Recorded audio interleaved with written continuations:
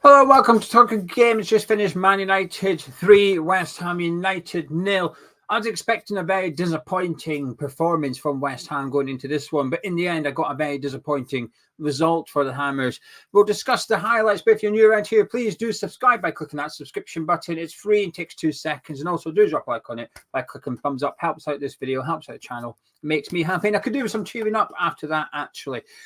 I'm not angry. I'll be honest with you. I think it was a game of two halves, although the scorelines, Man U being 1-0 up at half-time and winning 3-0, would suggest it was quite a comfortable, straightforward win for them. And I think it was in the end. I think in the second half it was. But I've got to be honest, at half-time, I was pleased with what I seen from us in the opening 45 minutes. They scored after 23 minutes, Rasmus Højlund with his goal. That was a fantastic goal by him.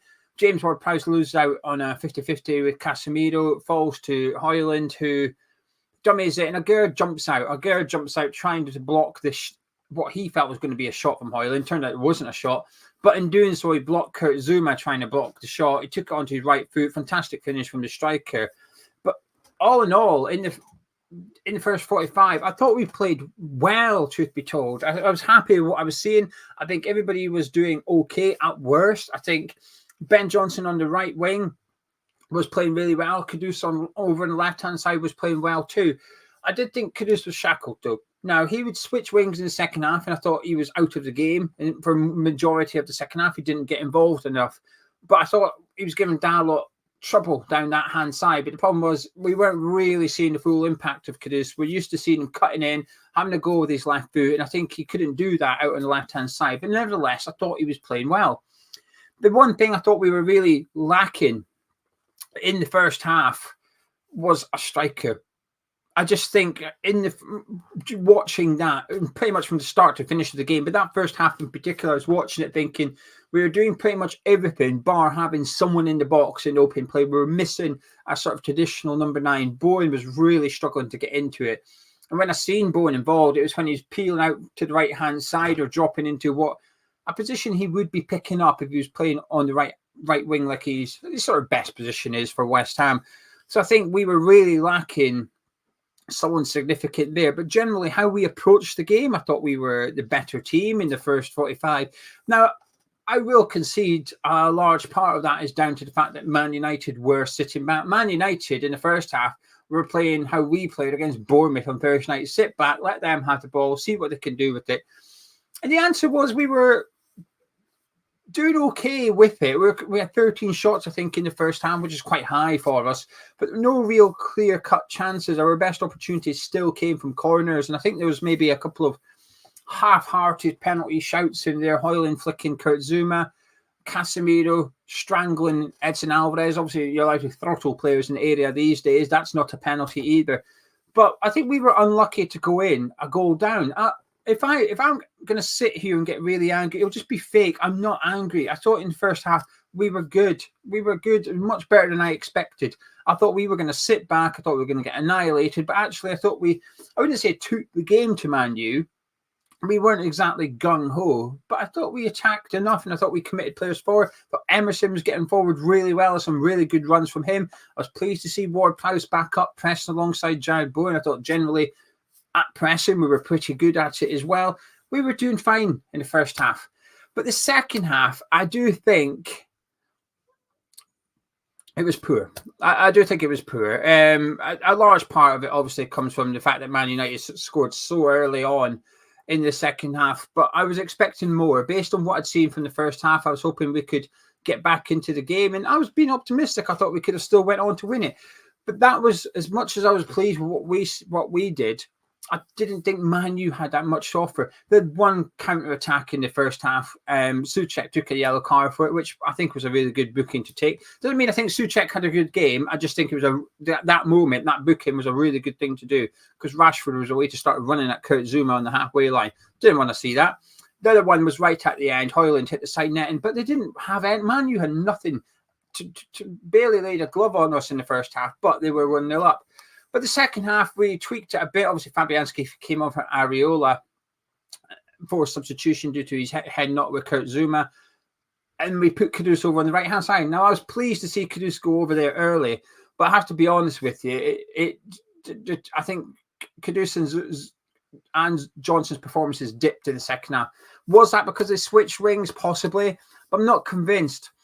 I just don't think the energy was there. I don't think the attitude was there. The desire to get back into it. I don't think we had that. Now, the funny thing is, whilst I thought we played better in the first half, I think we had better chances in the second half. And Emerson had two, really. But the big one for Emerson, he snatches off Harry Maguire, starts running into the box. A couple of difficult cutbacks there for him with Ward-Prowse and Jaya Bowen. And he goes to take the shot on. I don't have an issue with him shooting, but I just think he was caught in two minds and ended up, it was just a crap effort in the end. But what, a minute later, maybe, it's in the back of our net. We've just had a really good opportunity to make it 1-1. It's in the back of our net. Again, I'll struggle to really complain about this one too much. Emerson's trying to... Garnacho's a difficult one. He cuts in, has the shot, comes off a Gerd and goes in the back net. I'm not going to criticise a Gerd. He gets his body in the way, arms behind his back. He's standing tall, standing his ground. Goes in. It's unlucky. Lucky for Garnacho, unlucky for us. But just killed the game. And despite, like I said, I think we played well in the first half. Come the second half, there was just nothing. 2-0 up. When Man U were 2-0, it was comfortable.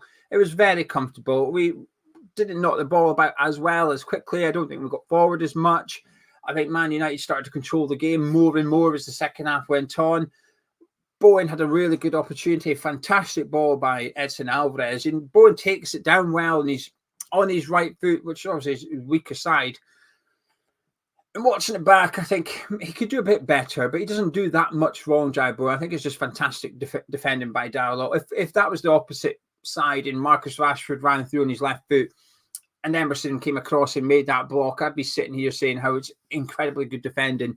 And I think it's good play by Darlow. And Bowen could be doing a bit better, but I don't think he does too much wrong. And he's possibly unlucky that the one chance he gets, it's onto his weak foot. But when you play like we do, when you play like we do, you have to take your opportunities. You're not going to get many of them. I mean, when you get one like that, you have to take it. And he didn't. And it just remained comfortable for Man United, I thought, actually. They made it 3-0, the 84th minute, I think I wrote down 84 minutes. It was 3-0, Garnacho. Calvin Phillips, man. Calvin Phillips. Listen, I'm not going to pretend I wasn't buzzing when we signed him. I was, and I think he will come good. He comes on, and I was pleased to see him come on. Again, the substitutions, I thought they were fine. I think, like I said, I would have preferred a striker to come on. I say a striker, Mubama or Ings to come on and take Bourne away from the striker, because despite that through ball from Alvarez, he'd barely been in the game. So I'd have liked seeing a striker come on and drop Bowen back onto the right and put Kudus back on the left. But taking Soufal and Souček off, I've got no complaints with that. But Johnson gives it to Phillips. And listen, I defended Phillips a bit on Thursday by saying it was a bad pass from Kurt Zuma. I can't say that today. I don't think it's that dodgy a pass from Ben Johnson. Is it ideal? No, but Ben Johnson's got very limited options. And I've seen, prior to this and after this, I've seen Ben Johnson making that type of pass, or Soufal making that type of pass into Ward-Prowse and Alvarez. And every time it remained in a West Ham shirt. Ben Johnson did it about 2 minutes later to Edson Alvarez, and he hit it first time back to Nefa Gerd. So I think Johnson's fair to expect Calvin Phillips to be able to deal with this one. It's not good enough from Calvin Phillips. He's not strong enough. McTominay nicks it off him, strides forward, good ball to Garnacho, good finish by him. Just frustrated. But the game was over before it was 3-0. From then on, we might as well just blow in the full-time whistle, really, because we accepted 3-0, and I think they'd accepted 3-0 as well, and the last 5 minutes was pedestrian. But I'm disappointed, actually. Like I said, I think when I came into the game, sorry, just trying to get rid of the troll. When we were coming into the game, I wasn't expecting anything. We played better in the first half than I expected, but the second half, I was disappointed. That wasn't a good Man U side today. It wasn't. They were not at their best, and it's not like we didn't stand a chance. And better teams would have got something out of that game than we did today. But I can't pretend I'm fuming about it or anything like that. It would just be fake of me. It would be fake. The concern for me isn't necessarily this result. It's more the bigger picture. That drops us down to 7th in the league, and we've got Arsenal up next, and Brighton are a point behind us. Newcastle are not too far behind them, and it's going to be a real battle to get European football for next season. And I think today, if you got something from today, you got a point from today, you could keep that hope alive that we could get into European football. I still have it. I'm not going to pretend I'm now expecting us to finish in the bottom half. I hope not. I'd be incredibly disappointed if we didn't finish in the top half minimum. But I still think 8th is on. But there was an opportunity today. I don't think, like I said, I don't think that was a Man United game, a good Man U team. In terms of individual performers, do you know what? I thought Johnson played okay. I thought Johnson played well. I thought Emerson played well. I thought Kudus was dangerous. Bowen was just not in the game whatsoever.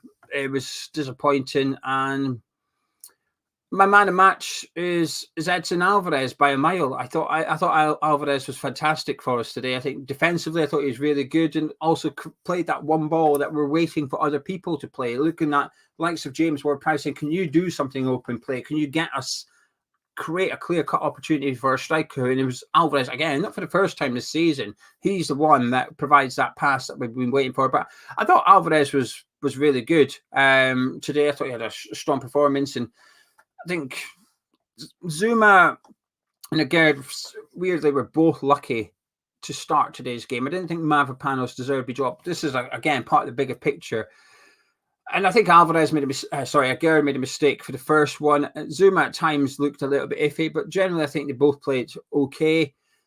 But there was too many okay performances. Both centre-backs were all right. I think Ward-Prowse was all right. Bowen was nowhere to be seen. And you've got to do better than that. And it's frustrating. I think the 3-0 scoreline was a bit harsh, truth be told. I don't think it was a 3-0 win.